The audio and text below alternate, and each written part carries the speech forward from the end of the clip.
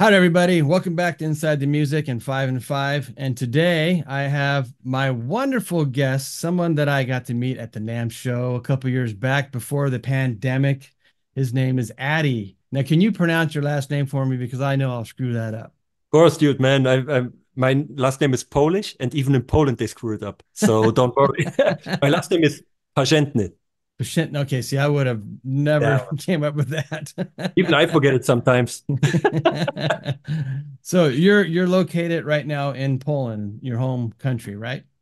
Yeah, since 10 months. After 5 years of traveling, we are now in Poland. But my home country is actually Germany. So I Germany. grew up in Germany. This is where my funny accent comes from.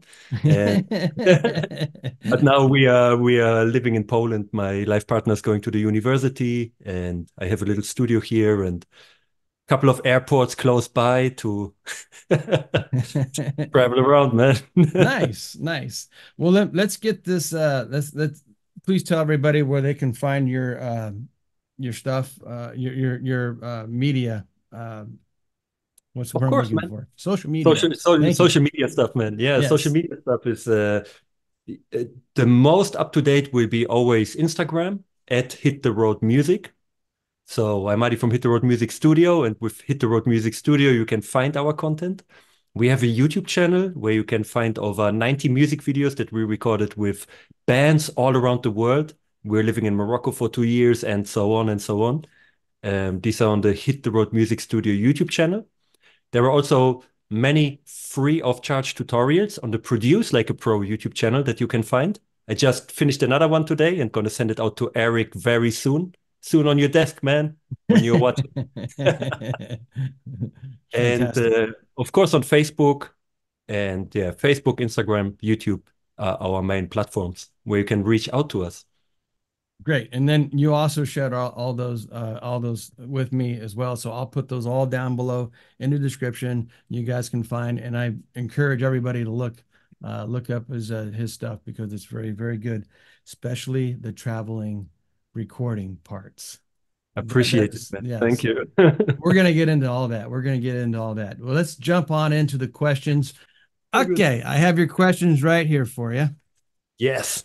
Now, I love the fact that you were so detailed with your answers and my little 6 questions that I have. So everybody out there, this is a lesson for y'all. The more detail I can get from those little 6 questions I have, the better it is for me. So I really appreciate that. Thank you very much. Oh man, that's good to have this feedback, because I was a bit scared if I sent you too much. Like, I'm like, okay, last question. Okay, and this and that and that and that. But let's see until the end of the interview what it was about. Yeah. So no, it was great, man. I really do appreciate that. So with Cool. that said, let's get on to question number one. And Hmm. you have no idea what I'm going to ask you. None of this, No nothing clue, I man. told you. So here we go. How do you approach writing a song for yourself versus collaborating with a client? Oh, that's a good question, man. So when I'm writing songs, I usually write in the morning when I wake up, and I want to tell you my day starts at 4:30 a.m. in the morning. So I do some sport and eat good, very light. And when the inspiration comes, I'm journaling, and maybe after journaling, I'm immediately writing a song. And it's just liberating me. I'm doing this for 25 years now. Mhm. So I'm not really overthink, even when I use bad words or when it goes in any kind of style, it's like free writing. Um, One of the examples could be a song I did with, and I think she's a produced like a Pro Academy member, Kelly Page. Mhm. So the first time I went to LA, it was 3 years ago. mm, I lived actually by Warren in the old studio for a month. Mhm. And on the first day, I was missing my girlfriend because, we were traveling for such a long time, being every day together. And apparently I'm gone for 5 weeks. Um, and in the morning, Warren was so kind to leave me a guitar. I had a book, fresh book, pen and Mhm. paper. Just woke up in the morning, first thing, all the feelings I had, I just wrote them down. And this is basically the lyrics of the song Good For You that I have now out together with Kelly Page. So it's very free writing. There is no overthinking. There is no trying to imitate a style or to hit the goal. I just let it out. When I'm writing with artists, Hmm. there is always the pre-production process for every song, and there is a little bit more thinking. So to get the direction, it still comes like we're always hitting gold when it really comes from the heart, when we get comfortable with each other. So it's a longer process to write together with other artists. You have to know their story, their Hmm. values. You have to see if you resonate with each other. Are both of us able to collaborate with each other? Some people are not used to it. How experienced are they? There are so many factors. The process, once the goal is clear, um, it's the same fun. It's really it's flowing. You are listening to a lot of music together, and then the inspiration just hits, and we are ping-ponging ideas Back to and each forth. other. Right. This is what I don't have when I write on my own. Yeah, I'm just writing, recording, and once I recorded it and I show it to somebody, I get feedback and like, oh, after the fact. And when writing with somebody else, I think this is the biggest difference. Yeah, we're ping-ponging ideas to each other, and we are both learning from each other. Right. Yeah. Yeah.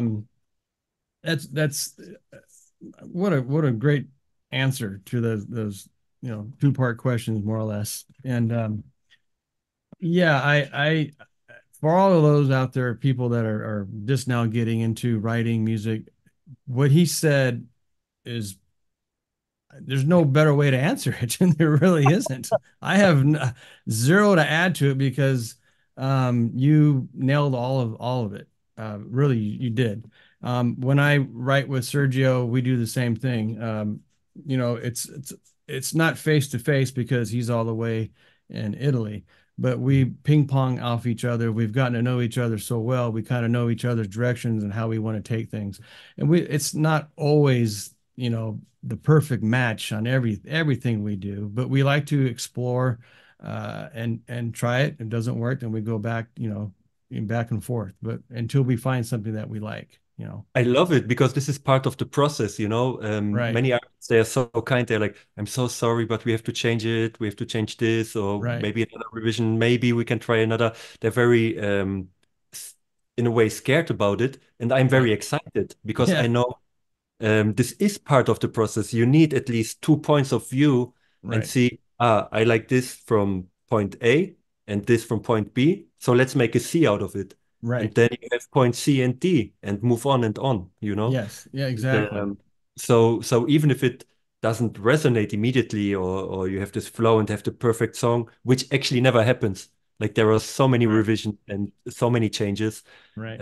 It's a normal part of the process that I embrace. I love this process, especially when there are changes and Yeah, correct. And that's the thing, is that I think the bottom line is that we're all striving to put the best product out there that's possible. I mean, yeah. it's when you go shopping for fruit or something else, you don't pick out the ugliest.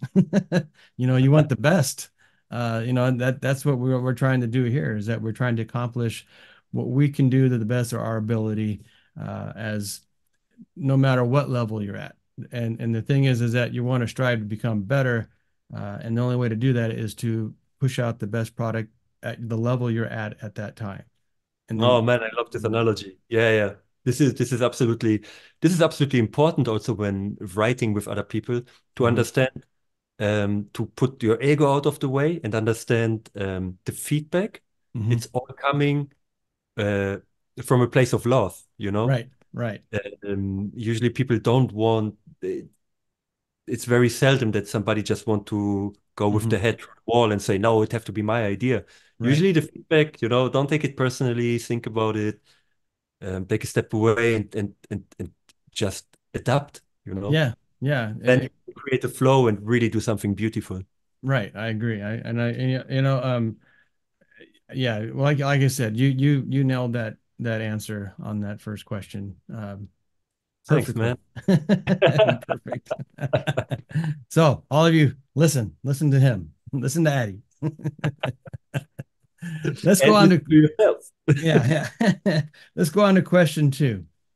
Uh, Can you share how you came up with the idea of your traveling studio? And in doing so, did your experiences change your views in the world of music? Oh, I love this question, man. And Love in this case question. while you're thinking about that, in case you guys don't know, he built his own rig. And like you said, you went to Morocco and you spent how many years? So I spent around 5 years on the road now. Yeah. Van, that was like a mobile record studio. And when you say I built my own rig, I had a laptop,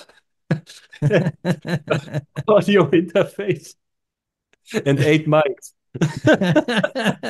But the thing is that it accomplished everything you were trying to do. That's the important It was the crazy, man. goal. Yeah, but yeah, these were absolutely the beginnings, and yeah, we traveled around the world. And alone in Morocco, we spent 2 years during the pandemic recording over 120 songs with local artists Wow, I had everywhere no we idea. I had no idea you did that many songs. Dude, it was crazy, man. Like when chopping the live performances, like we Mhm. did I think 6 live shows. So you have like 12, 15 tracks per live show. We did 2 LPs, maybe even over 120. Dang. Yeah. That's a But lot. how did it started? Mm, How'd you come up with the idea, first off? yeah. So a little bit background information. With my life partner Kasha, we are now 13 years together. Mhm. And we always loved traveling. So we traveled already musically around the world without any cameras, without YouTube. I didn't even have a smartphone. It was really the sitting in Serbia, playing with Sinti and Romas, learning those riffs, playing in Greece. We lived in Albania. I always loved traveling, man. It's an essential part of my life. And I was busking sometimes working on farms and so on. But there was a time where we didn't have the financial support anymore, where I couldn't make a living anymore with the busking. So we decided to move to Poland so I could learn more about my roots. This was around 2016. In Poland, I said, "Oh, we need some cash. Gonna grab my guitar, go to the old town, and let's see what happens." But the currency is like a quarter from like €1. Like Mhm. it's a quarter from the euro. So people, even when they throw you like 50 cent, it's Right, like 10 cent actually. right. And I came back with $8, after 2 hours or 3 hours. I'm like, oh my God, I need another plan. So I took a IT job and I had no clue about IT, but started to go into this. And then I had the Mhm. first company, switched it because it got boring, went to the second company, switched it because it got boring. And in the third company, I started to have a little burnout because I was working all the time and Mhm. I had 2 bands that I was also managing, writing the songs, getting the guys together, being the driver, picking up the drum, everything, plus the job. So I was just no longer fulfilled after the Mhm. third year because usually I was living in rehearsal rooms. Music is my life. Yeah, there is. I man, I was living in a basement with no windows, but I had 3 amps, and I just had fun dialing them in for 4 hours, and find the right sound and and jam with the other guys. There were like 6 rehearsal rooms in total. So this is my background. Music was always there for me, and it was always community. Yeah, the musical community for me it was always very supportive and yeah, it was my safe space. And apparently I didn't have it anymore. And apparently I'm in office and everybody's complaining, though they have everything. Like, you need a bed, man, you need food, you are healthy. What else do you want? Everything else is extra. But this never-ending complaining just drove me nuts, man. So I thought, why not switching from musician to music production? Because I had a rock band, and in a rock band, I can't play cumbia, for example, or any Latin music that I love, or Sinti and Roma music. I was like in the niche, in the box. Mhm. And I thought as producing, at first, curiosity brought me to this point. I'm like, how does the EQ actually works? How does a compressor works? And down it went to the rabbit hole. And then Yep. the second idea was I could work again, maybe not in front of stage, but in the background with so many different artists. And it just felt so exciting, you know? There Hmm. was this excitement. And then I thought I was living in Krakow. It's a big town, but Hmm. still a small music community. And it's not based really on abundance thinking, like there are enough artists for everyone, but Hmm. very, oh, another one is coming in here or what? You know? I turned 30. I recorded the first bands there, you know, it went very good. And I saw this kindergarten, you know, like some people were stealing my credits, people Oh weren't my. paying, and I Right, get right, strange phone calls, you know, and I'm like, man, I'm getting 30. I really right. don't want to jump into this. So that was the idea. Either I make a commercial studio in Poland, Hmm.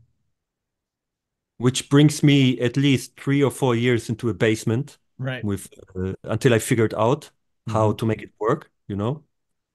But because of my previous travels, I love the sun. I just love to be outside and travel around.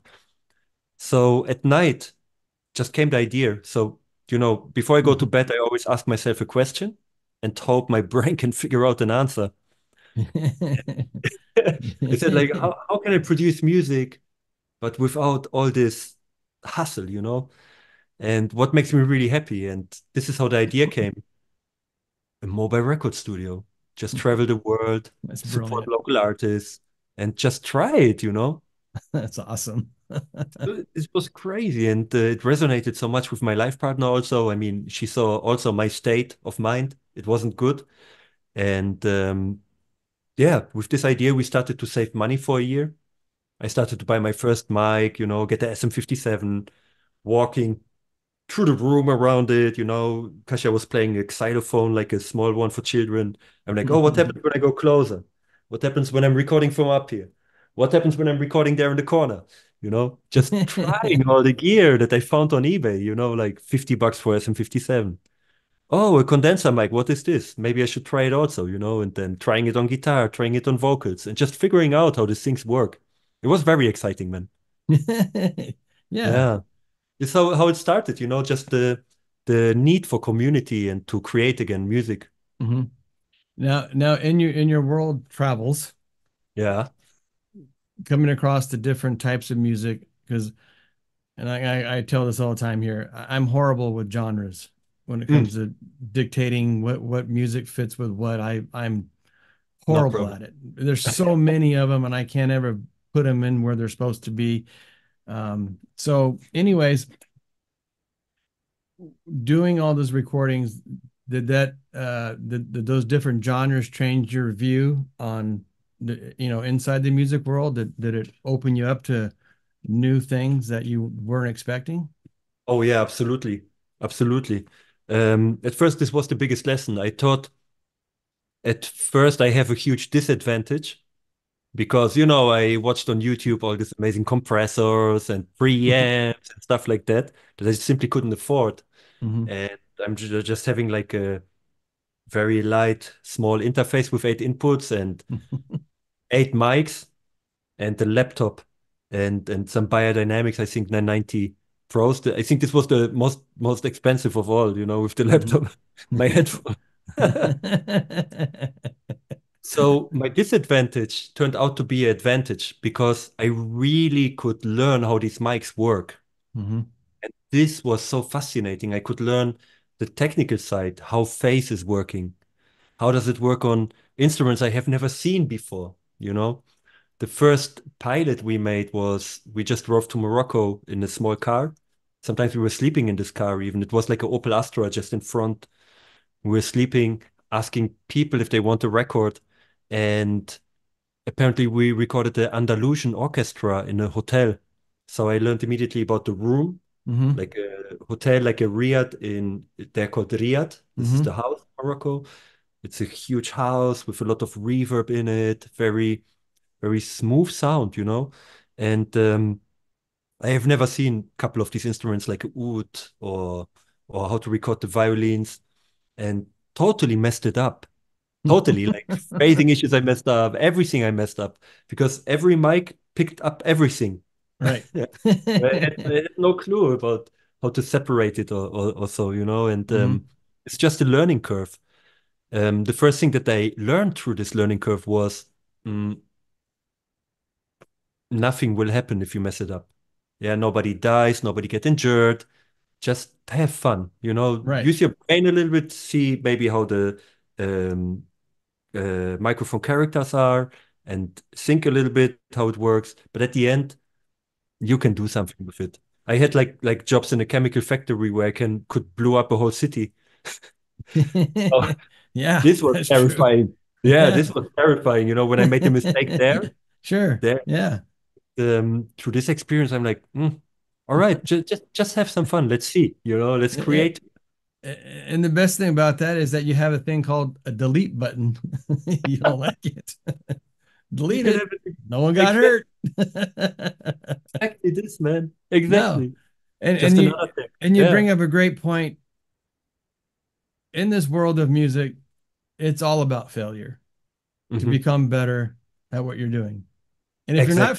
if you're not failing at music in some aspect somewhere in, whether it's in the studio, learning about equipment or writing a song or whatever, you have to fail to get better in this line of business, in this area of music, whatever it Exactly. is. Exactly. You have to get out there, man, as soon as possible. Like you Right. can watch 100 YouTube videos, but if you have never worked with a client, Right. mm, man, Yeah. this is why I love working with clients, with people, because they have also questions Mhm. that I would never think about, and then you got to Right. figure out something. And for me, there was no YouTube tutorial how to record a 14-piece Andalusian middle age orchestra, like how should it sound? I don't know.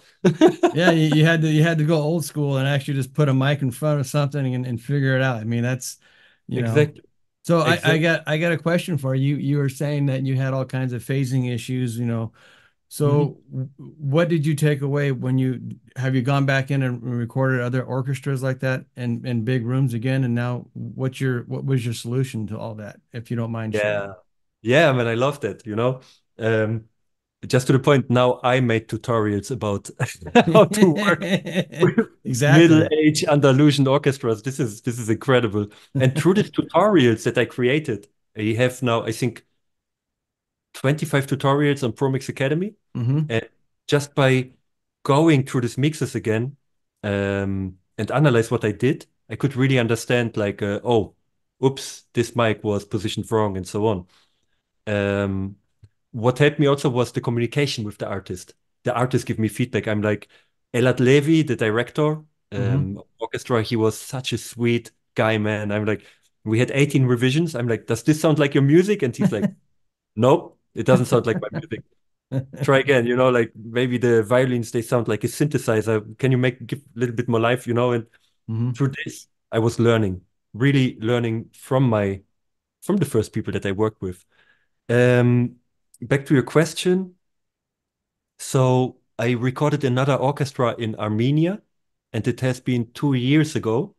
There's also a documentary about it on Produce Like a Pro. Hmm. I And we remember went this. together with the team from Kali Audio. We went together. Right. I remember this one. So, oh, that's cool, man. Thanks for Hmm. watching. Hmm. And there I had a completely different approach. So instead of just putting the mics, I could learn from the Andalusian orchestra. I just put the mics way too far away from the instruments. Right. And now through all the experience, like the orchestra, all played live, super tight. I had like three main room mics on the top, just picking them up. And all the dynamic mics, like on the top, I had condensers, and Hmm. all the dynamic mics I used as close mics. So when I needed something more of a Armenian guitar called tar, Hmm. I think Iranian Armenian tar. If I needed more of this, I had the close mics and could just add it to the signal. So the whole mixing approach, this is what I had to learn at first. Hmm. When watching a tutorial, it's like I start with the drums, then I start with the bass, and then with the guitars or the vocals and so on. I had to find my own mixing approach because everything was live. So now I'm having just the overall sound with three Hmm. well-positioned mics that are in phase. Usually they have the same distance from each other, really covering the most important parts. And then I'm using all the other mics, the close mics, the dynamic ones, mm, just to thicken it up, to give more definition. It's Right. like you have a painting Sure. and you know this painting by numbers? Hmm. Yeah. It's the same thing, man. I'm just painting the background that have already the colors, and Right. then I'm Right. just filling out the other numbers that are missing, you know? Right. And then I have a finished the drawing. And this is cool because I learned also how, because I'm recording, mixing, and mastering this stuff, I Hmm. had to. I didn't had the budget, you know, so I was just learning and doing it. Um, I could, while positioning the microphones, understand how it will translate in the mix. Hmm. So this Andalusian orchestra, it took me 14 days and a lot of night shifts to mix. And the Armenian orchestra took me 25 minutes. Wow. Yeah, And but night the and sound was day. there. Yeah, Yeah. That's it's that's crazy. amazing. Uh, But that's um, also a span of 5 years of, yeah, 3 or 4 years of the experience from just sure. repeating. Yeah, Repeating and repeating the process over and over, making mistakes along the way and learning as you go along. absolutely. So a question for you. I got the honor to go to Warren's book signing, and there, Bob Clearmountain was actually recording a band live and mixing live. Now, he wasn't just leaving everything static. He was actually going in there and moving faders in and out and making up. Now, was that something you have you done anything like that when you're recording your live process, or do you just kind of let everything go and then go back in the mix and doing it? And the other thing too, I want to touch on is that when you obviously recording a band or a orchestra, there's no way you can stop bleeding from anything, everything, is there? I mean, you're gonna have Yeah, bleed like you're recording a live band, right? So, absolutely. So to your two questions, the first one, I never have a mixing console with me. I just go into my audio interface and do all the volume, the fader writing later. hmm. And the second one, I love bleed. Bleed is great. Once you Yeah. understand phase Hmm. and which mic you use on which instrument, the microphone is like your equalizer. And so it's Hmm. really a different thinking approach. You got to flip a switch, you know, because I know, for example, in the band Dara Tribes, they had a cajon and the Hmm. guitar, and I knew that still a little bit of the lower mids are in the cajon mic from the guitar. Hmm. So I know they blend together in the way they are positioned and in of the microphone types that I used. Right. So I love bleed because it's adding. What I often see is, and this is something I learned also from Bob Clearmountain, this approach. Hmm. I'm really mixing live. I Hmm. just solo tracks if there is really something messed up that I have to Hmm. clean up with Isotope RX or something. But usually, you know, when I'm mixing drums, I just put up the Hmm. overhead, get a good kick sound, snare sound, and then they complement each other. I don't Right. need the most beautiful snare sound and Hmm. tweak it for 30 minutes. And why? Now to answer your question, through this approach, you isolate at first every element Hmm. from its own. You put the gate on the kick so you don't hear the snare and so on. Hmm. And then you try with artificial reverb to put it all together again. So you Right. have double the work, double the work. You got to work with the bleed, you know, Right. Right. because it's complementing each other. Yeah, I agree. When I first started this, mixing thing, uh, and my first experience actually hearing bleed from an actual live band being recorded was through a Lewitt contest that Lewitt, when Warren was first getting involved with Lewitt, they had a mix contest, and it was it was fun. Everyone was kept saying, just accept the bleed.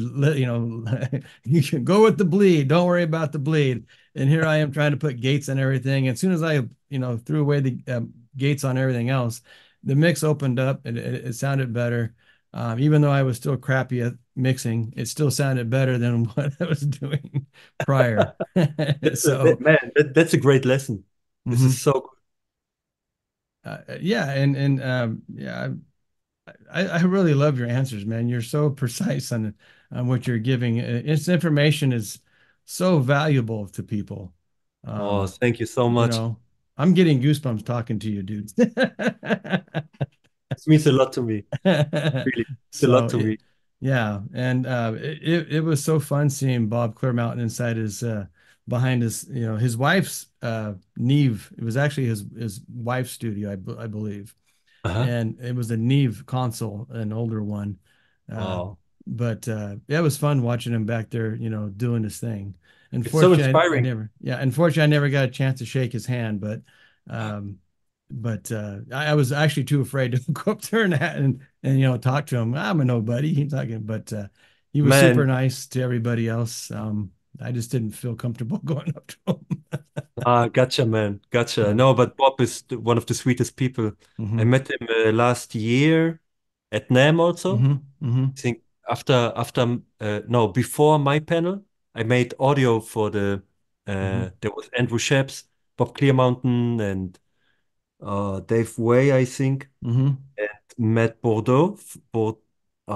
Sorry, Matt. Sorry, from Working Class Audio Hmm. Hmm. was running. And at first, I was also starstruck. I'm like, should I go there? Don't mess up the audio, buddy. And Bob Clearmountain is just one of the nicest people ever, and Right, this is always my inspiration. Um, People like him, right, right, people like him, because we are all people, and I don't like this stardom right. thing. Well, it's funny because I don't find anybody in this industry zero as far on the production side of stuff. Nobody has any attitudes. They all want to be greeted. They all want to come up, they're glad when you actually come up to them and know who they are, shake their hands. I haven't had an experience, that was my own thing going up to Bob. That had nothing to do with him. Um, Yeah, but and you know what? everybody, because I think it is. I think they're not the one on stage, you know, having everybody, give them, patting them on the back all the time. So I think that's my view on this whole industry. And, Warren included, such a wonderful person to talk to, and he'll Yeah, talk to you, yeah, you he's know? amazing. We just had a phone call 2 days ago. He just asked me like, "Hey, how are you doing?" I'm like, "Whoa." You know, it's so sweet, and and I tell you why, man. Because music lives from human connections. Right, Music lives from human connections. We are people. We are living from emotion. Like, um, man, if you're fine, just want to talk, have some questions. It's so important. I right, grateful for every answer that I received from engineers and from producers and whoever I reached out. right. Some of them really took like 30 minutes time, and Yeah, talked with me about the Deep Purple production. They said like, you have 3 questions. I'm like, oh, okay. And this is so sweet because yeah, it's happy people, happy yeah, people. yeah, How, exactly. how do you want to write stories or songs if you don't experience anything, if you don't talk with people? What do you want to write about? Yeah, exactly. Exactly. You can only be successful if you're receptacle back to your peers. So, Oh, yeah, man. well, awesome, man. That's what a great story. And I know it's going to continue on, and we're going to get into that here in a little bit. Actually, this next question is going to be here we go. Question number I'm ready. 3. Please share what you just accomplished in Morocco, and can people still help in any way possible? Oh man, thank you so much for mentioning this. This is going crazy. It will Yeah, I'm blow your getting mind. again. I'm getting goosebumps, dude. I'm If you haven't heard the news, man. goosebump alert. So, I'm gonna have to get a card that says goosebump alert. this is crazy. So after our Morocco journey and after leaving Morocco after 2 years, I was thinking, did we really supported people? Was it a real support? Making music videos, recording all the songs, having a good time. For sure, on one hand, yes, but my big goal was to create these videos with the artists who can't afford it or don't have the possibilities. and then that they can send it out, find the manager, and maybe tour the world. Because all our conversations in Morocco were about, it was really about human connections, peace and love, and respect to every country, every culture. And I can go to Morocco, but they can't come here to Hmm. Poland to just visit me. It's difficult to get the visa. So the easiest way to get the visa and to allow this interaction um, is artist visa. So I was hoping to help them with this, but Hmm. a couple of the bands they don't play even anymore, you know, they have regular Hmm. jobs. And so I thought, how can I make really something sustainable? And there came the idea, education is one of the biggest gifts. Hmm. Education and independence. So we are building now the first music production school in Morocco, starting in November 2024. So awesome. Man, it's so incredible. I had the idea for 1.5 years now and didn't know how to do it. So I did it my way again. I said, to hell with it. Let's just get started, you know, right now. And Right. we have a building there together with Taman Art Space. There is like an association for artists called Tafelen Art. Hmm. I really can't pronounce it. Like I learned some Darija, some Hmm. Moroccan, but I can't Tafelen Art. And we have a building there. So I said, let's just start with one computer, get one screen there, and at least start building a free of charge record studio. Because there is one record studio Hmm. that is really good. It's like top notch, and I could work there for 12 days. It's the studio of the from the King of Morocco, Studio Hiba. Hmm. Very nice people there. Incredible artists are recording there, and they are supporting three young artists every 3 months. They get Wow. one free record produced by one of the superstars there, which is incredible. But in the south of Morocco, like the desert region, Hmm. there is no possibility. It's like um, and it really happened. It was 2 months ago. I made the album in Morocco last year with the band Tassut Animal. Hmm. It's one of the biggest acts there. And they were reading a poem in their own language, Tamazir, and one word was wrong. Hmm. I wasn't there anymore. Hmm. He said, Hassan said, the vocalist, Hassan said, okay, I'm gonna drive to Ouarzazate, which is like a 150-kilometer drive, go to a studio, re-record this word, and come back. So he made like 300 kilometers, two Oh day my trip gosh. to record this one word. And it sounded like somebody put the condenser in the bathroom in the most reverent place Right. somewhere. And he was standing 5 meters away from it. This is how it sounded, man. Are you kidding me? You're like on a 2 day trip. Right. We're about to finish the For album that. and you sent me this bathroom recording. Now, Right. please get an iPhone from your neighbor and Yeah. sing it in the iPhone. And this is now what landed on the record. Yeah. Because I could adjust it with EQ and Sure. so on. Sure. But there is something missing. So the first step is we're going to build the first recording studio that will be free of charge. And we got a bunch of companies supporting us. We have Kali Audio on board, sending us speakers, Audience sending us an interface, Oh my Luit gosh. sending us all we need. And now, and this is crazy, man, the company UJam contacted us, Hmm. Peter Gorgas. Hmm. And if you don't know, UJam has been founded by Peter, Pharrell Williams, and Hans Zimmer. Oh wow.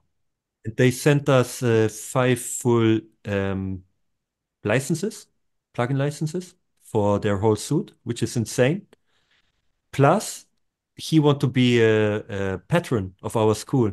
So he said, all the industry contacts I have, and you know, he's programming, like his company is programming for Avid also. They do so much, man. He's the godfather of VSTs. Right. This man called me, man, and took his time. We became really good friends. Actually, in 2 weeks, I will be in Berlin where we meet in person and just see what else we can do. And now this project, instead of one computer, we hit our fundraiser even after 12 days. Hmm. So the guys are making some repairing work in the studio, putting new pipes there and everything, so it's safe. And with the rest of the money, so I'm buying now the Mac Mini, the first one, and the screen. all the Sure. peripherals Hmm. and sound isolation we're gonna put in there. Awesome. But now we probably extend it and try to get 4 Mac Minis and see what happens. So the more we raise, even when our fundraiser is full, Hmm. uh, the more we raise, the more equipment we can buy. And I want to tell you the situation in Morocco. If my guitar string breaks and I'm in the Sahara Desert, I have Yeah. to drive 650 kilometers to the Jeez. next music store Oh my gosh. to get it. The only distributor that is there is Yamaha, and the equipment that you can buy there, like if I want to buy new speakers, Hmm. I pay 30% more because of the high taxes on imported equipment. So I want to change this. I want to bring the equipment there and educate two people. I have now Ahmed and Mustafa, and they will be the first two guys that I'm gonna educate. So in Hmm. November, we're gonna finish building the record studio. Then I show them how to operate it. Sorry. No problem. Then I show them how to operate it. And the whole idea is independence. Hmm. It's not my music school.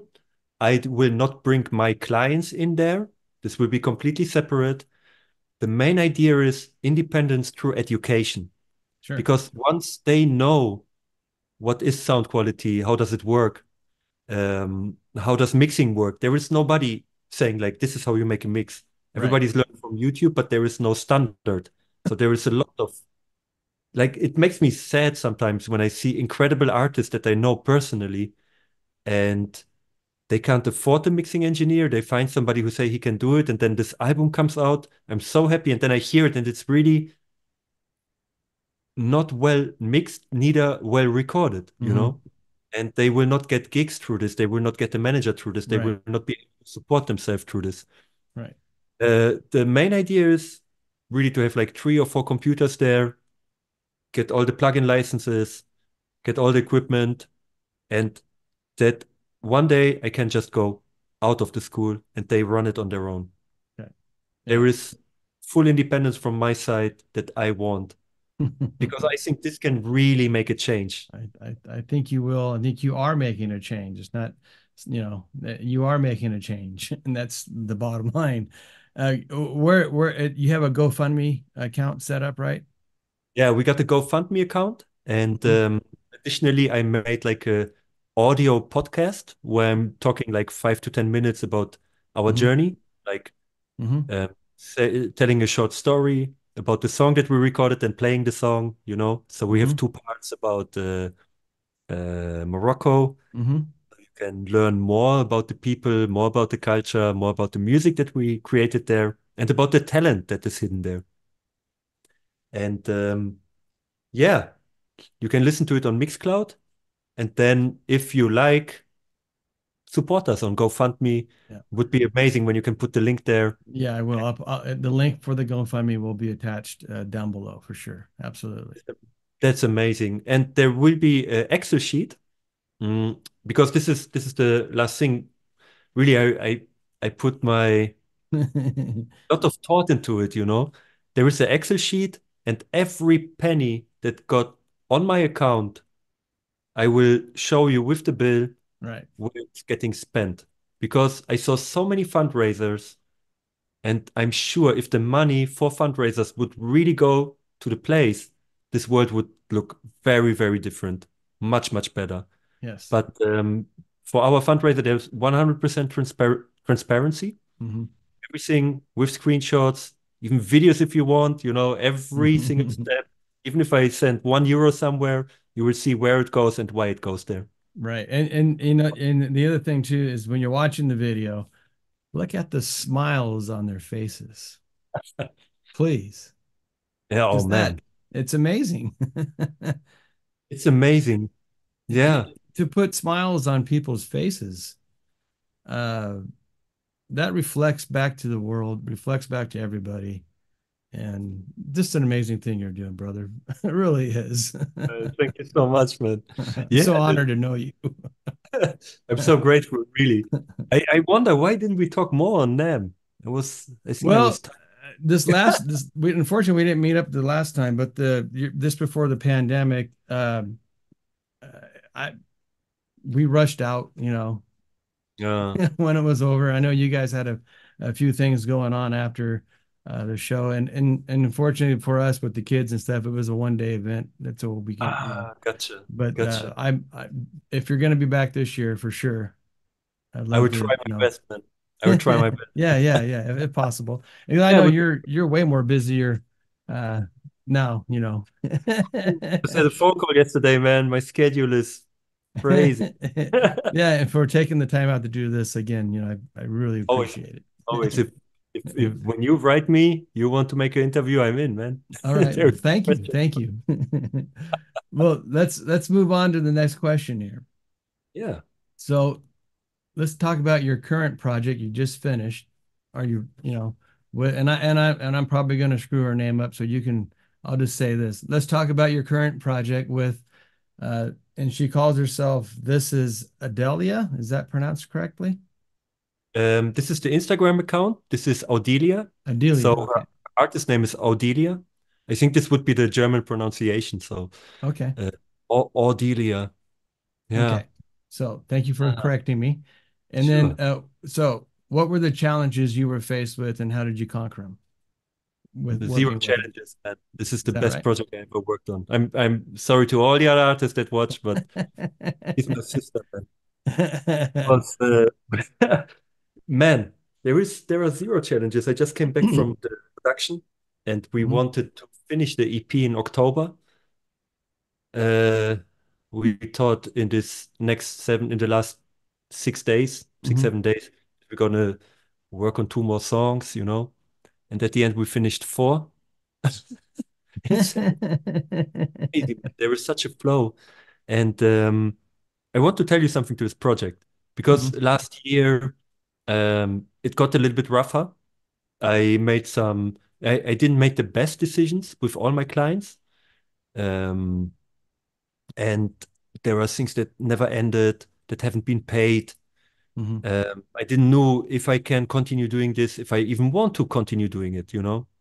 Like my 6th year as a producer, just got exhausting. mhm, And this was mainly because so many artists trying to please a imaginary A&R. mhm. Yeah, exactly. Mhm. Who's that guy? And if you have a guy that you want to please, then give me his number and I talk with him and ask him Right, what he wants. right, right, Don't make up people up in your head and maybe you don't like it. I'm like, who's right. he? Yeah. But apparently the whole production went around, like all these productions, they went around some imaginary people that they tried Mhm. to please. So it was a dead end. I couldn't feel the love to the music anymore. I Right, didn't know what the heck is going on and was seriously thinking like I'm right. overworked, underpaid, and what the heck am I doing? Right, right. Also, now we're in an apartment and I'm not used to sit every day in front of a screen for 10 hours. Mhm. And yeah, another lesson, just another lesson. So what I did was like, sometimes I'm just asking, hey, give me a sign that I should move on. And I went to the Studio Szene event in Germany. It's like a smaller NAMM Mhm, show. mhm, Warren Huart, he gave a masterclass there. I could open the event with a masterclass about our Morocco journey. There was the producer from Peter Gabriel, like the engineer from Peter mhm, Gabriel. Jason Joshua was there. It was incredible. These are good friends of mine from the Sound and Recording magazine in Germany. mhm. And I remembered from the first event that some mentors didn't came. So for this year, I just wrote them, if somebody isn't coming, I have my presentation on a USB stick and can do it anyway, no problem, just in Right. case. Mhm. I said, this is so cool from you. You know what? You're gonna open the event. Pressure. It was so cool, man. Yeah, I love the feeling. It's for me it was cool. Um, and while doing this event that wasn't even planned from my side, Mhm, really, Rebecca was there, and she is working also for a company called Black Panther Systems that have like mobile mixing desks, which is mhm, incredible, or keyboard stand solution and DJ solutions. So she was making photos, came to our presentation, was sitting there until the end, and then we got in touch, you know? Hmm. And then we started talking. It just resonated. And we started talking 1 hour, 2 hours, 3 hours, man. And became really good friends until she said like she's an artist too. She wanted to do a new project. And there will be also an interview on the Produce Like a Pro channel soon, where Hmm. you can um, Get learn to more about the story. sure. It just resonated. So we said, let's make one production remotely. Let's see how it goes. And, it became December. Then we met in LA again, continue mixing this track, faced a couple of issues because of this remote work. Hmm. So, have you ever done a remote recording session? No. It sucks, man. Yeah, I can imagine. It Yeah. sucks. Sometimes the audio drops, Right. she have a house deeper in the forest. So Hmm. sometimes the internet connection wasn't good. She's like, "How was the take?" I'm like, "I don't know. I just heard the half. Can you play it back?" And yeah, it was it was is there any latency involved with any of that? Is that an issue now, or have they usually got no. Usually no? no. With audio movers, you don't have latency. Hmm. Mm, People can hear me in real time. I can hear them in real time if they have also audio movers. Hmm. But yeah, we this is why we decided like we finished the first single. Hmm. What went incredible. Like we were both super happy. Hmm. Um, she felt very happy because before she made 8 years like pop music or 6 years or covers and played on Hmm. weddings also and so Hmm. on. Mm, and I was all the time, she was like a perfectionist. And for me, she's like insanely talented, man. She's playing so good the piano, she's singing so good. And my role in these situations is to encourage her to be herself and just let it out, Right. whatever she feels. Right. And if you do something like this, you should be better in the same room. So after the first production, it went incredibly well. After figuring out a couple of technical issues, but both of us were super happy. Later, we changed the mic. I think before she had the AEA ribbon, and in LA we could test the Lewitt PureTube, which was Hmm. perfect for the voice. And Lewitt was so kind to send it to us now last week for the session to borrow it. Um, Man, it just flowed. And it was crazy because when I arrived in Germany, the very next day she had the operation. Hmm. Came after the operation, I'm like, wow, let's just make a little bit of music. Let's just jam around Hmm. this track that we want to produce. And immediately a lot of ideas came. Next day we tracked them down. Day Hmm. one, first song ready. Crazy. Meant to be. Crazy. Yeah. We had a guitar riff and we had some lyrics. And it was, in the morning, coffee, talking a bit, walking the dog, going through the Hmm. forest. And then we work on the music. Is the structure okay? Hmm. What about this? What about making the outro, make a bridge out of it? Oh yeah, it's good. Okay. Okay, ready to record? Yeah, okay. I love it, because we really focused on just the art. Right, She's right, one of the artists that, because of her past experience trying to fit in and making some EDM pop and so on, right, and it worked out, and she didn't even feel it really. right. Um, Yeah, you got to believe what you're writing. No, you got to believe what you're right, writing. right. And once you do this, you really man, you stop even having fear and you Hmm. start to trust yourself, to say, this is it. I Right, spoke from my soul. I spoke from my heart. I mean, right, I'm speaking now for Odelia, but this is right. how I experienced it, our process. And really, we became like brother and sister. This is insane. I'm What a great very, story. very, very, very grateful. And I'm happy we're going to meet also in 10 days again in Berlin. She will be there as well. And then I have one more session in June because I'm going to teach at the university. I became a university teacher, and it's also in Germany, in Hanover. And then after this trip, she said, "Hey, please come over. We make one more song for the album, and then we're done." and make a music video too. And yeah, now we're Awesome. working together. Yeah, Awesome. man, Awesome. And insane. Check her out. I'll leave her links to her stuff too as well, and down below as well. Down Thanks below so is much. yeah, Yeah, absolutely, the man. first single that's out now is Kintsuchi Heart, Hmm. and there is the live performance from one of the best studios in Germany, Tool House. It's on her YouTube channel. Please check her out. Show her some love. It's like 100% incredible artist. 100% behind Awesome. it. Man, Will do. I'm so grateful. Absolutely, man. You can Oh hear man. it. Yep, yep. What a great, another, chapter in your life. Still being, your book's been written and another chapter is It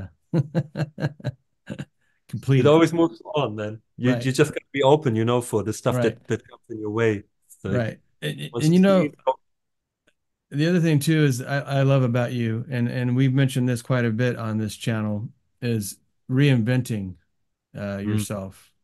mm, You've had to do that quite a bit, it sounds like, whether by choice or just because you needed something new. And so I'm digging that home all the time that you should never be afraid to explore something new, to try to better yourself, or for whatever reason you're not happy with something, change it. man, Change I it. didn't even thought about it. Now you blow my mind. So yeah, it's cool, man. And and the more I do this, I say this too all the time here.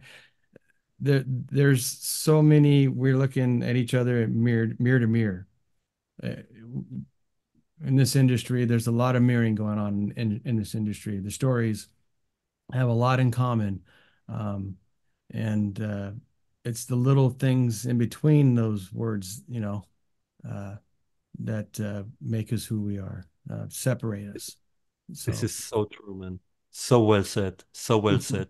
And I mean, when you want a sustainable career, mhm, you have to find the way to your heart. And yep, you need to have fun doing what you love, right. If you're looking for the quick buck or hoping for a quick buck, No, the it will not work. It will never work, especially no, when running behind. There are some people it might work for them here and there and sometimes, right, but there are also so many people you heard right, from the 90s that are not making music now these right, days. right. That's And true. so better be open and see what happens. There is Mhm. always a choice. Yep, Say yes, I want to go this path or no. yep. Very true. All right, let's go on to question number five. The last of the Yeah. five. Last of the five. So, please share all the instruments you play and which is the most difficult. Oh man, you see them? You gave me the list. Give me the list, man. My main instrument is the guitar. I'm Hmm. playing the electric guitar since when I was 11, I started. So, Hmm. 24 years ago. This is my main instrument, acoustic guitar, electric guitar. Um, I play all my guitar pedals. But no, now I started piano a little bit. It's important to just understand the chords and the keys and make some changes and the Hmm. groove. So this is something I'm playing. Um, so I'm making beats. I learned this drum machine and the pads, how to use Hmm. them. So making really exercises, playing beats after beats. I would call it also an instrument Hmm. uh, this way. And now I'm playing a bunch of African instruments. Right. A bunch of African instruments. It really, really catch me. Like after the production from Audelia, I actually went to another West African drumming course for 3 days with the Konate family. It's like the most known family. Hmm. Uh, Meeting Famadou Konate and playing with him, this was crazy, man. So I'm playing the djembe, and if you don't know what the djembe is, I have one here. Yep, that's what I thought it was. Yep. Yeah, it's the djembe, and yeah, this is one of those instruments. Another one I'm gonna show you. Okay. I have this and this. Oh, wow. Oh, my chair. So what I have here, I'm playing the calabash. Mm-hmm. It's like a half pumpkin. It's like a dried fruit from West Sure. Africa. Right, right. So usually you have a pillow under it, Mm-hmm. and then you play it with your fist. You Right, get a bunch of low end. right. Sometimes I use it even on rock tracks and put this up under the kick, to just have a Yeah. little play with the fist for the low end, Right. the The hand for hand, the top. the Then you snap. have a ring. Ah. That's how you play this one. And the last one, I have a couple more percussive elements, but I will not show you all of them. Sure. Uh, I learned the West African flute, Oh, wow. the Fula flute, and it's a very beautiful instrument.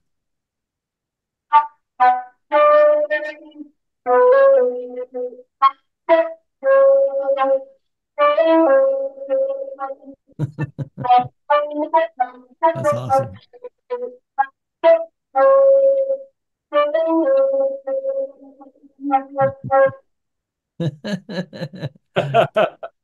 So Now, these are the instruments. are those puka shells that are on there? What are those Yeah, they're puka shells. Um, the mouthpiece, awesome. the mouthpiece is made of bee wax. Really?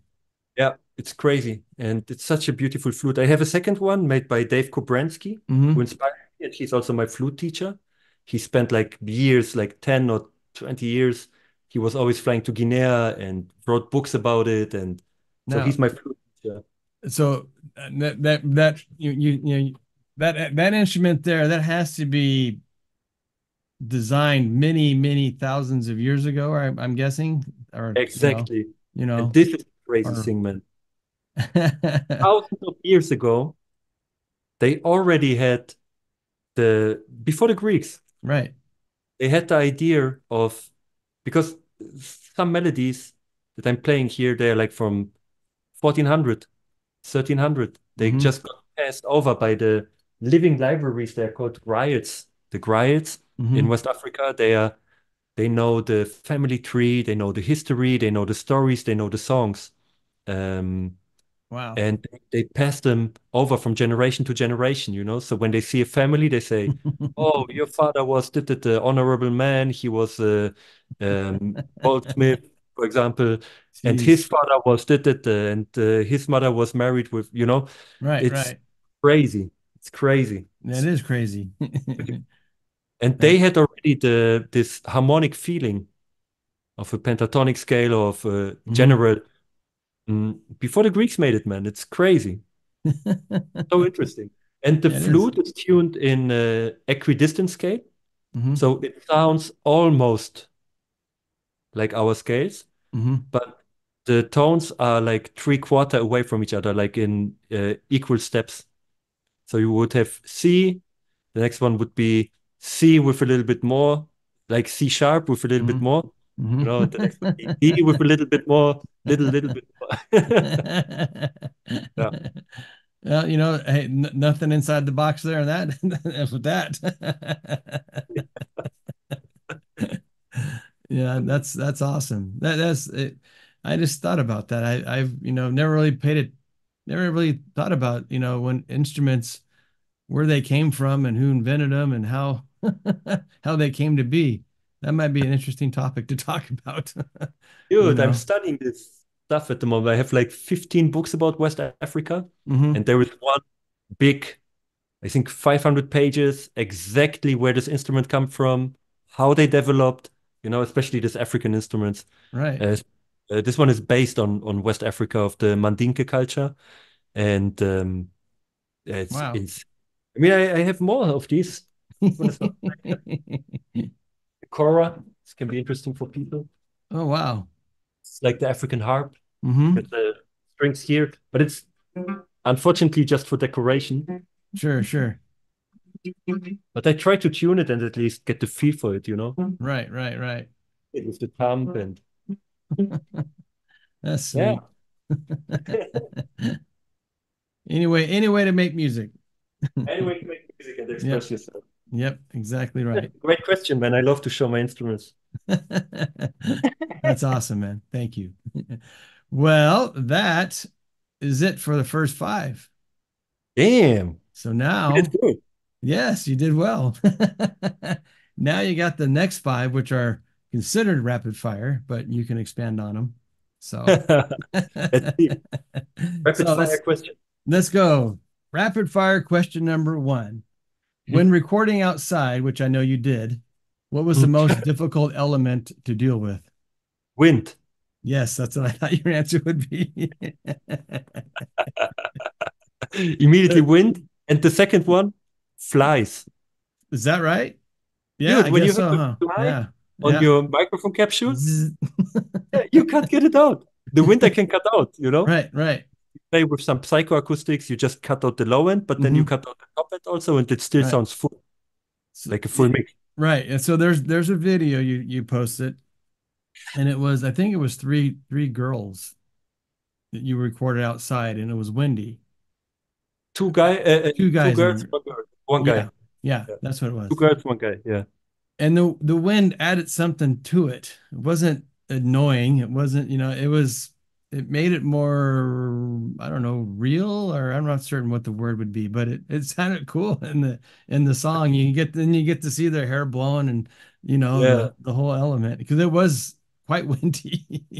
It wasn't just a little breeze. It was a pretty steady wind. But it Yeah. sounded great, dude. I don't know how you did it. Thank you so much, man. Thank you so much. Yeah, I think they sounded great, Yeah. how they did it, and I Mhm. just fixed everything that was in the way of their beautiful voices and the flamenco. Yeah. So yeah, it was Lala Tamar, Ugne Daniele, and Ofa Ronen together. Yeah. They visited us in Morocco, and this Hmm. was New Year's Eve. The Yeah. next day we went surfing. hang hang 10. Love it, man. Awesome. All right, question number two. Favorite mic when recording acoustic guitars? Lewitt 441 together with Lewitt MTP 440. And I'm mixing two techniques together. One that I learned in Warren's studio, Hmm. and this is the Pink Floyd method, where the um, SM57 points. I will bring my guitar and show you Sure, quickly. sure. Absolutely. Yep, yep, yep.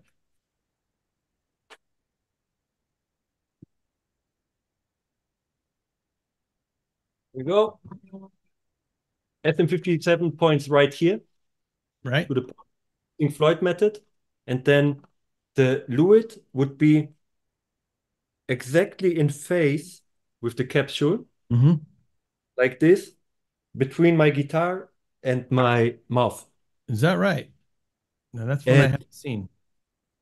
usually I use them later as EQ. Usually I don't EQ the guitar anymore. Just Hmm. you can just use the signal immediately. It can be also just any condenser mic Hmm. and the SF or whatever. But I'm just having the Lewitts here, so Right, right. they sound great, man. They just sound great. What can I Yeah, do? I Yeah. have yet to purchase a Lewitt. So one day I Oh, will. That new Ray one they have, I might check that one out. That might be my first one. oh, it can be good for podcasts. Yeah. Yes, yeah. Hmm. Actually, I learned this method by Lewitt in their studio because one of their engineers, like the Hmm. engineer, the microphone engineers, he worked at Abbey Roads, Hmm. and we recorded Sham. Sham was his name, Hmm.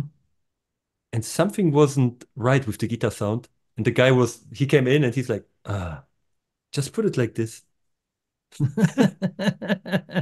We did it at Abbey Roads. I'm like, oh my God. And then, I'm Yeah. trying and tried it at home. I'm like, but I don't have the low end.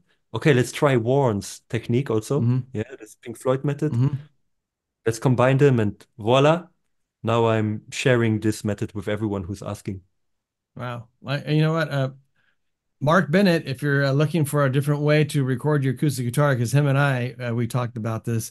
That's that one thing we're always chasing is that acoustic guitar tone that we can't never seem to find.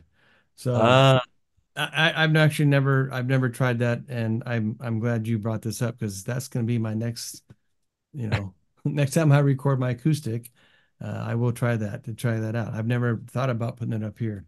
Normally I yeah. normally I normally I have one pointing more toward the 12th, 14th fret, Mhm. and then I push one back a little ways further, uh, Mm, body on the more on the body side to get more of that pick or my fingers yeah. tonality, and I blend those two together. So I like this idea.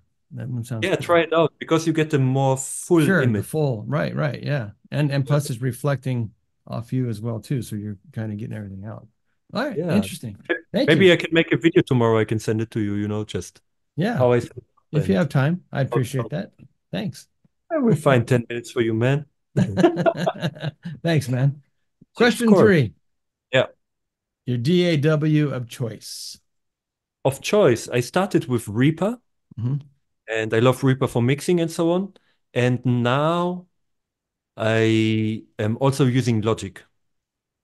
I'm using Logic, because my clients use Logic, so I don't have to explain 20 times how to export stems because it's also not their job, like Right, when right, right. you Yeah. know how to change the guitar strings, and Mhm. that's all. That's what you need to know. You don't usually don't want the engineer also who explains you how to export stems and Sure. the time there. So I just got Logic, and I fall in love with Logic because a lot of my favorite tracks have been made there, Mhm. with this DAW. There are the synthesizers, the sounds. It helps me quickly to start writing songs, which is incredible. So now it's Reaper for mixing and Logic for producing. Awesome. Yeah. I'm stuck in this Cubase hole. I haven't ventured out Hmm. from I had a Cubase. Studio So. One for a long time, Hmm. which is made by the guys from Cubase. Hmm. But Right. once I switched my man, dude, I had 111 projects. And when I switched from my laptop to a Hmm. Mac Mini with M1 chip, Hmm. couldn't open any of them. All my plugins were gone from every single project. Oh my Reaper gosh. worked nice, Logic worked nice, no problem. Studio One, man, and I wrote to the support. I'm like, hey, can you help me with this? It's not normal, it Hmm. works on every other DAW. Right. They said, Right. Right. yeah, no reply, man, nothing. It's Oh like, wow. it's not our issue. I'm like, okay, then I will not, unfortunately, no longer use this Wow. because a couple of these songs, Yeah. we got some sync deals with a couple of these tracks. Right. So by ear, I had to reproduce Right. the same Wow. mix, which is a good um, Experience. exercise, maybe. Right. But when the sync agent is writing to you and like, hey, Yeah. can you Where's make my? Yeah. changes? I'm like, oh shit, yeah, sure. So it had to go very quick. No And stress. No stress. no stress. Oh, well. Yeah. Oh, well. Again, live and learn, as we say, and Live and learn, man. Yeah. move forward. All right. Question four, and I hope you get this one right. Yo, What's your favorite music academy to be a part of? I produce like a pro academy, man. Produce like a pro academy. This is with you guys. I was learning doing this stuff. Right. Yeah. Without this academy, I would be nothing because I would just learn on YouTube and ask some friends, and they say, yeah, it's nice. Hmm. And you know, like this, I was connecting every Friday to the Feedback Friday sessions. I had access to multi-tracks Hmm. and could download them, and play Hmm. around with and get the feel how multi-tracks should sound once they are recorded. Hmm. Then double check with mine, and I'm like, okay, maybe I should. I need to improve here. I need to improve there. Right. Uh, yeah, now for me, it's just mind blowing that I'm now a mentor at this Yeah. platform. It's great, dude. Crazy, eh? It is. So yeah, there's a few things in the world that were invented, the wheel, slice bread, and produce like a pro. those three things, Yeah, man, I love that. Yeah, yeah, those three things in history, those are the best three things ever invented. Thank you, So, Warren. Thank you, yep, Eric, yep, Katja, absolutely. whole team, And Samuel, yeah, man, Anthony. everybody involved. Insane, So, insane. And they do it so good. Yeah. yep, yep. Question 5. Yo, Now, this would be a fun one, I think. When tell me. traveling around the world recording music, what was your most unexpected food that you liked? Most unexpected food that I liked. Now, I've never Oh, been to Morocco, so I have no idea what their palate is and what they serve or but you're from Germany to Poland. And I know you've been in, LA, so you're much more eclectic about the traveling gig than I am. So oh, then I have then I have one, man. Because I'm vegetarian, I think now Mhm. 12 years I don't eat meat. Mhm. But this year in Mexico, I ate my first animal again, and I loved fish tacos, man. All right, man. We have something in common because that's one of my favorites. I love fish tacos, man. No, I went with Nate down to Baja California Uh-huh. after Nate, and he said, "Man, there is this taco place. I hope they have something vegetarian, but this taco place is from 1969, Hmm. on Hmm. 75, got a Phoenix Tacos in Hmm. Ensenada." And I just saw it. He's like, "We gotta eat somewhere else. They don't have something vegetarian." I was like, "Give me this fish tacos." I got it like like Simpson, Homer Simpson, like Yeah. it was a paradise, man. Yeah, so it was the fish tacos that really got me after all Awesome. the travel, something that I didn't expect. I Awesome. Well, when you get back down to Mexico again, you can cheat. would love to. I'm now a Mexitarian. The Mexican, there you go. Oh, that's awesome. You need to put that in a song. Yeah, Yeah, that's great, dude. Well, you survived. You did it. You did was fun. 5 and 5. Oh, Yeah, it's you. over already. It was great. You're very well prepared and you have very good questions. Thank you. I appreciate that. Like you, I obviously you can tell I enjoy this. I enjoy talking. The most important thing to me is getting to see us looking at one another, even though it's on a video screen. We get to Yeah, see each other face to face. I'm old school, 57 years old. I like to talk to people either over the phone. Texting's fun. Texting, it is what it is, but there's yeah. nothing better to talk to people when you hear their voices and especially when you see their faces. So Yeah, man. This is where the emotion sits. yeah, exactly. So, like, And you to hell you with made chatting. yeah you made me laugh, dude. You made me laugh, and I'm so proud of you and your accomplishments. And Like, keep reinventing yourself, keep moving forward, and most importantly, keep inside the music. See how I there's the did hook, that? See how I did that? man. Oh man, thank you so much for having me. And I really, I was so happy to see that you make a podcast, that you are bringing episodes out, and Thanks, all you man. do, just keep it up, man. Have We'll fun. And do. if you think, just let me know. We'll do. We'll do. All right, brother. With that said, everybody, thanks for tuning in to Inside the Music and 5 and 5. And if anybody out there wants to be interviewed, please hit me up. Yeah. ohstudio.usa@gmail.com. Thanks, man. And hey, take care. We'll talk to you soon. Peace. Peace.